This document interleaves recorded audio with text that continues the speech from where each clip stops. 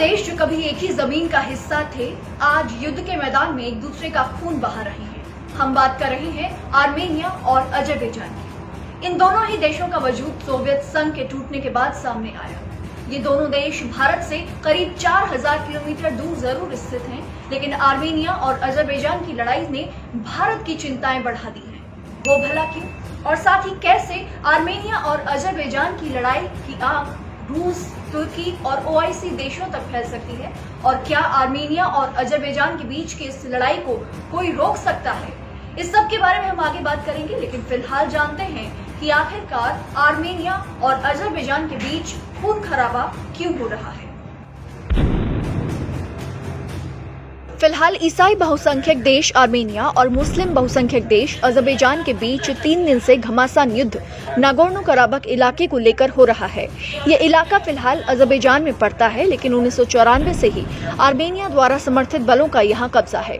तनातनी के हिंसा तक पहुंचने के बाद अजरबैजान के कुछ क्षेत्रों में मार्शल लॉ लगा दिया गया है और कुछ प्रमुख शहरों में कर्फ्यू के भी आदेश दिए गए हैं। हाल ही में आर्मेनिया ने कहा है कि अजरबैजान के साथ ही तुर्की ने उसके एक वॉर प्लेन को मार गिराया, जिसमें एक पायलट की भी मौत हो गई। तुर्की और अजरबैजान दोनों फिलहाल इससे मना कर रहे हैं। आर्मेनिया और अजरबैजान के बीच विवादित क्षेत्र नागोर्नो कराबाख को लेकर रविवार को शुरू हुई लड़ाई पर दुनिया भर से सीज फायर की अपील आ रही है, लेकिन दोनों पर इसका कोई असर नहीं पड़ रहा है। आर्मेनिया और अजरबैजान दोनों एक दूसरे पर घातक हमले करने का आरोप लगा रहे हैं।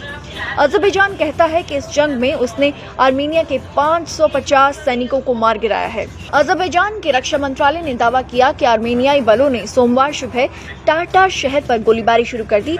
वहीं आर्मेनिया के अधिकारियों ने कहा कि लड़ाई रात भर जारी रही और अजरबैजान ने सुबह के समय घातक हमले शुरू कर दिए। अजरबैजान के रक्षा मंत्रालय ने बताया कि इस लड़ाई में आर्मेनिया के 550 से अधिक सैनिक मारे गए हैं।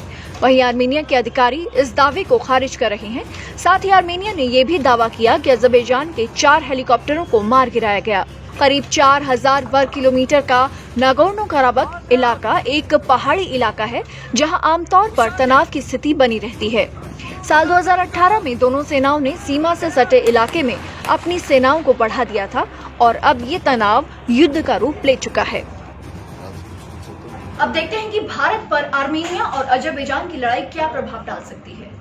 आर्मेनिया और अजरबैजान के युद्ध पर दुनिया के अधिकतर देश पोलराइज हो चुके हैं, लेकिन भारत चाहता है कि इन दोनों देशों के बीच तनाव जल्द से जल्द खत्म हो।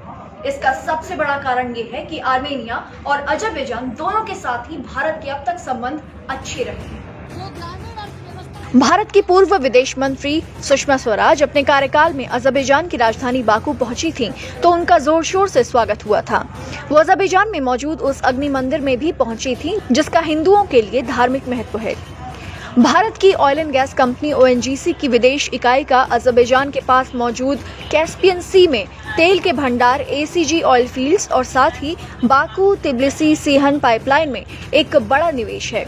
भारत का मुंबई से चाबहार को होकर जाने वाला north south international transport corridor Azerbaijan से होकर रूस तक पहुंचता है।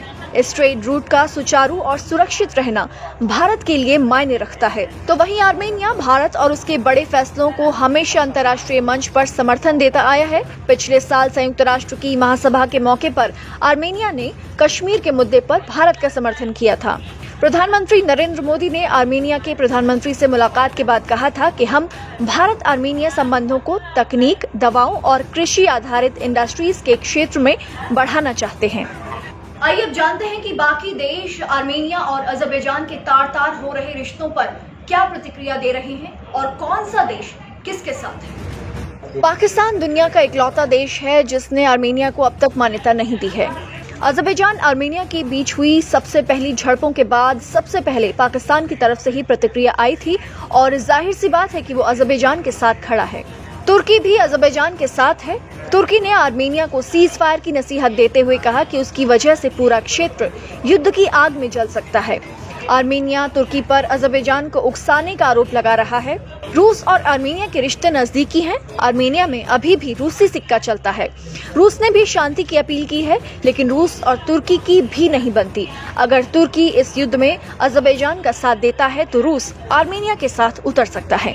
ईरान शिया देश है और अज़रबैजान भी, लेकिन दोनों शिया देशों में 36 का आंकड़ा है। फिलहाल ईरान ने आधिकारिक तौर से आर्मेनिया और अज़रबैजान से बातचीत के जरिए मामला हल करने की अपील की है, लेकिन ईरान की तरफ से आर्मेनिया की मदद के लिए सैन्य ट्रक भेजे जाने की खबरें आई हैं। ऑर्गेनाइजेशन ऑफ इस्लामिक कोऑपरेशन ने फिलहाल बातचीत से समाधान निकालने को कहा है, लेकिन ओआईसी देश अज़रबैजान के साथ आ गए हैं और आर्मेनिया की निंदा भी की है। ओआईसी के बीच में पड़ने से ये संघर्ष मुस्लिम बनाम ईसाई बन सकता है, क्योंकि अज़रबैजान एक मुस्लिम बहुल देश है तो आर्मेनिया एक ईसाई बहुल देश है। तो कुल मिलाकर वैश्विक शांति के लिए स्थिति बेहद गंभीर नजर आती है। ऐसे में सवाल उठता है कि क्या इसे रोका जा सकता है, या क्या कोई है जो आर्मेनिया और अज़रबैजान के बीच इस युद्ध को रोक सकता है। जर्मनी ने कहा है कि आर्मेनिया और अज़रबैजान के बीच युद्ध को रोकने के लिए मिन्स्क ग्रुप को तुरंत सामने आना चाहिए। नागोर्नो कराबाख विवाद को सुलझाने के लिए रूस, फ्रांस और अमेरिका की अध्यक्षता में एक ग्रुप बनाया गया था। इसे मिन्स्क ग्रुप कहा जाता है और अब पूरी दुनिया इस ग्रुप से उम्मीद लगाए बैठी है कि क्या ये ग्रुप आगे बढ़कर आर्मेनिया और अज़रबैजान के बीच इस युद्ध को रोक सकता है।